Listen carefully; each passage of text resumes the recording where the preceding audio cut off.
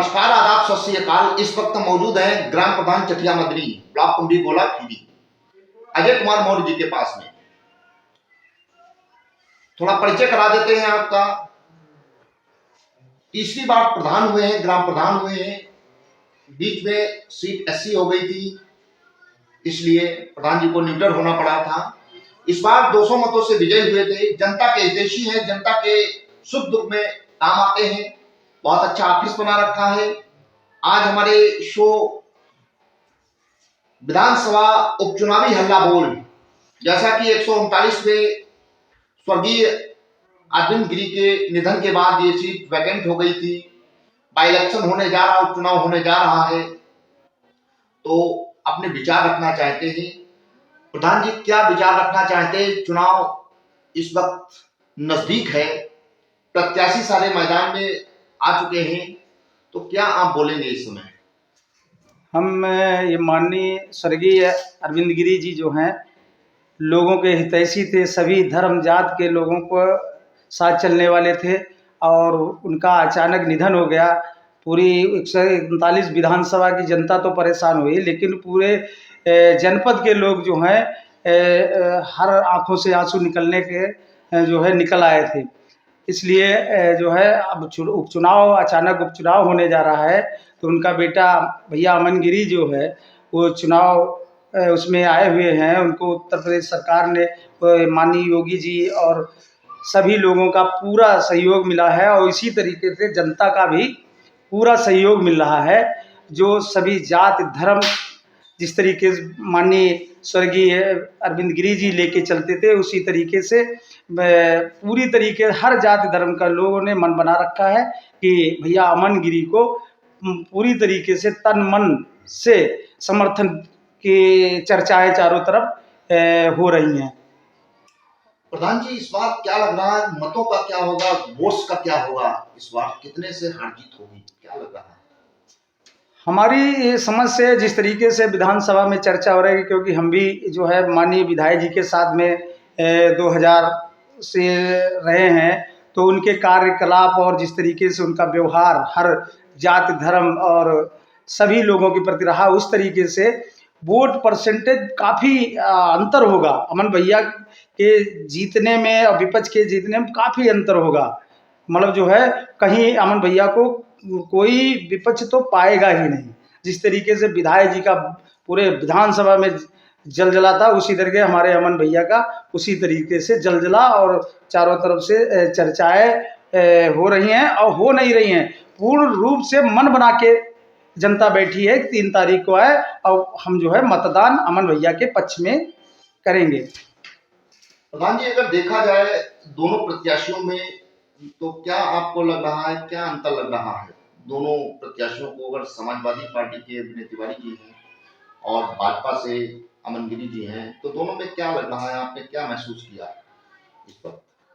देखिए, विपक्ष जहाँ तक है वो उसके बारे में तो सभी हमारी समझ से जानते हैं, लेकिन जो हमारे माननीय स्वर्गीय अरविंद गिरी जी जो विधायक जी 5 बार विधायक रहे हैं, इस बार जो है उनका ये अचानक चले जाना, ये 5 साल जनता उनको दे दिया था, 5 साल कार्यकाल दिया था, लेकिन अचानक चले गए। तो अब मेरी समझ से और लोगों की समझ से भैया अमन गिरी को जो है उसी तरीके जिस तरीके विधायक जी को वो जो है अपना समर्थन दिया था, इसी तरीके अमन भैया को पूरी तरीके से समर्थन देने के लिए तैयार है। उनको विधायक बनाने के लिए अमन भैया तो तैयार है पूरी तरीके से, कोई उसमें कहीं पे संशय और कहीं कुछ नहीं लग रहा है। प्रधान जी, जो पिछला चुनाव हुआ है 22 में ही सरकार बनी है, इसमें आपका क्या रोल रहा? मतलब जो है ये सरकार ने तो गरीबों के लिए और अगड़े जात पिछड़े जात हर समाज के लिए, जैसे एक नारा है सबका साथ सबका विकास सबका विश्वास, ये मतलब उत्तर प्रदेश माननीय योगी जी और माननीय मोदी जी ने करके दिखाया है।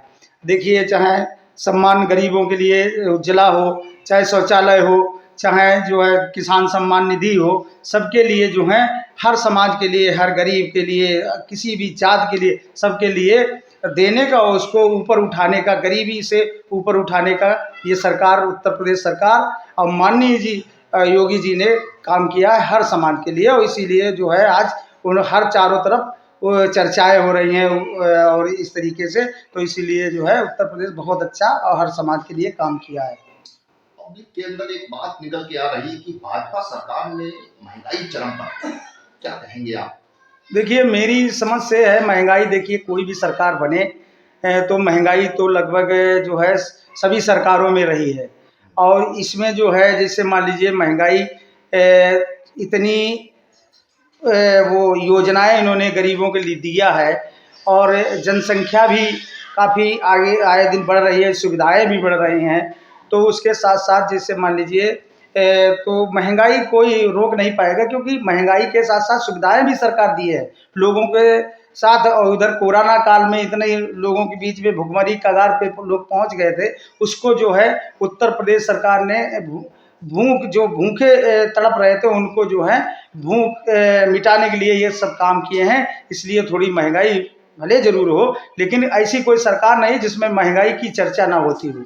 हर सरकार में महंगाई रही है, लेकिन उत्तर प्रदेश सरकार के इतना आज तक किसी सरकार ने ऐसा काम नहीं किया जो सीधे गरीबों को लाभ दे रही है। चाहे किसान सम्मान निधि है, चाहे उज्ज्वला हो, चाहे शौचालय हो, चाहे कोई भी अराजकता, गुंडई, बदमाशी, ये सारे सब मतलब ऐसा लग रहा है कि ज़मीन पे अंदर चले गए हैं सब। पूरी तरीके से गुंडई सब खत्म हो गई है। इसीलिए जो है उत्तर प्रदेश, विपक्ष तो कुछ भी कहने के लिए वो तो स्वतंत्र है, उसमें तो कोई बात नहीं। देखिए कुछ राजनीतिक पंडितों का कहना है प्रधान जी कि स्वर्गीय अरविंद गिरी जब थे तो वो हर बिरादरी को मैनेज करके चलते थे, चाहे ब्राह्मण हो, ब्राह्मण में कोई भी हो, तिवारी हो, आपका मिश्रा हो, शुक्ला हो, कोई भी हो, अन्य कास्ट के जो ओबीसी के हैं उसमें भी, चाहे माइनॉरिटी में भी उनका वोट था। भाई अरविंद गिरी को देखा गया है कि भाजपा में एक ऐसा विधायक जो मुस्लिम के भी वोट खींचते थे, लेते थे। तो लोगों का कहना है कि अब वो अमन उसका मैनेज नहीं कर पाएंगे। तो क्या आप कहेंगे इसको लेकर? देखिए ये आम जनता कुछ भी नहीं कह रही है, लेकिन ये विपक्ष का काम है तरह तरह की बातें बरगलाना लोगों को। लेकिन विपक्ष के बरगलाने से आम जनमानस कोई नहीं आएगा। चाहे अगड़ी जात हो, पिछड़ी जात हो, दबा कुचला दलित समाज, किसी समाज, विधायक जी, माननीय विधायक जी स्वर्गीय अरविंद गिरी जी पे इतना विश्वास, अटूट विश्वास था, उसी तरीके से आज भी विश्वास बना के रखे हैं, मन बना के रखे हैं। अमन भैया उसी तरीके, जिस तरीके से सब विधायक ही साथ लेके चलते थे, अमन भैया इसी तरीके से जो है साथ में लेके चलते हैं और चल रहे हैं। चुनाव में हर समाज का लोग उनके साथ में चल रहे हैं, तन मन से पूरी तरीके से विधायक जी के साथ में, अमन भैया के साथ में है।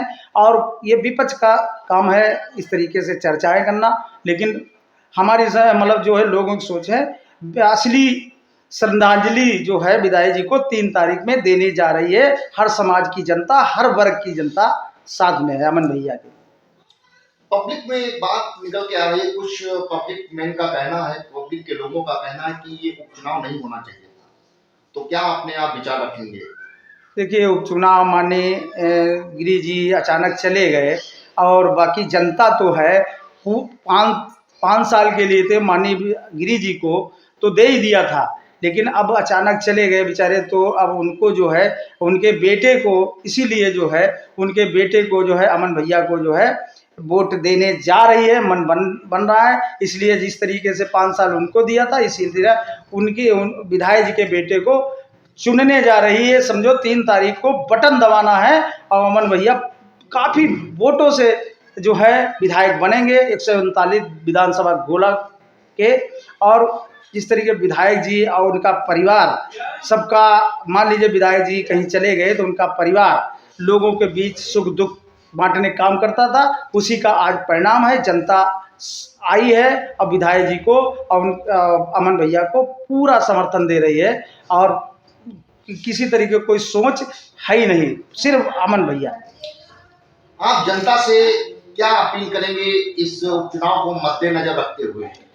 हम जनता से, मेरा हाथ जोड़ के निवेदन है, प्रार्थना है पूरी विधानसभा से, लोगों के, माताओं बहनों भाइयों से, बुजुर्गों से पूरी जिम्मेदारी के साथ मतलब जो है उपचुनाव ये अचानक जो होने जा रहा है, इसमें बढ़ चढ़ के वोट जो है करने का प्रयास करें, वोट जो है देने का प्रयास करें। सबको माताओं बहनों जो घर से खाना बाद में बनाए, पहले जो है वोट दे आएँ, वोट अमन भैया और जो है वोट दें। उसके बाद जो है उसके बाद अपना कुछ भी काम करें, लेकिन वोट देना बहुत अत्यंत आवश्यक है, जिससे जो है ये असली श्रद्धांजलि होगी जब जो है हमारे अमन भैया के पक्ष में मतदान करें और वोट जरूर डालें। ये सभी से मेरा हाथ जोड़ के निवेदन है, गुजारिश है, प्रार्थना है, और जो है पूर्ण बहुमत से अमन भैया को विजयी बनाने का काम करें। ये काम जरूर करेंगे, ये हमारी उम्मीद है, विश्वास है। और ये हम भी घूम रहे हैं क्षेत्र में, लोग जाते हैं तो पूरी तरीके से मन बना के रखे हैं कि अमन भैया, अमन गिरी को पूर्ण बहुमत विधायक वोट पड़ना जाए। विधायक तो लोगों के मन में, दिल में बन गए हैं। वोट 6 तारीख को इतनी वोटों जीतेंगे, लोग दांत रे उंगली दबाएंगे। ये मेरा निवेदन है, वोट जरूर डाले जाके। दर्शकों, अभी आप अजय कुमार मौर्य जी को सुन रहे थे, जो वास्तविकता में देखा जाए तो अरविंद गिरी के बहुत नजदीक रहे हैं, करीबी माने जाते हैं, और पब्लिक के बीच में एक अपनी पैठ है, और लोग पब्लिक के लोग मानते भी हैं। जैसा कि अभी हमारी टीम भ्रमण कर रही थी तो भाजपा के कई एक फ्लैग्स लगे हुए हैं, तो इसको देखते हुए आपने अपने विचार रखे, अपने सुझाव रखे कि अरविंद गिरी जो थे वो हर जात को, हर बिरादरी, हर मजहब को लेकर चलते थे। इसलिए उपचुनाव जो है, उपचुनाव में 80-20 का रेशियो रहेगा जी, 80-20 का रेशियो रहेगा।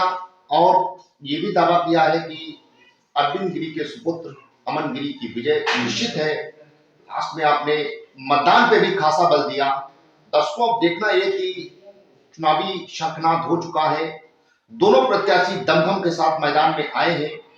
जनता क्या निर्णय लेती है, ये 3 नवंबर को वोटिंग के दौरान एग्जिट पोल में ही कंफर्म हो जाएगा। उसके बाद काउंटिंग 6 नवंबर को है, वो क्लियर हो जाएगा कि जनता ने किसको अपना मत दिया और किसको अपना नेता चुना। इसी के साथ कैमरा पर्सन कैलाश चक्रवर्ती के साथ मनीष शर्मा, यूपी खबर, लखीमपुर खीरी।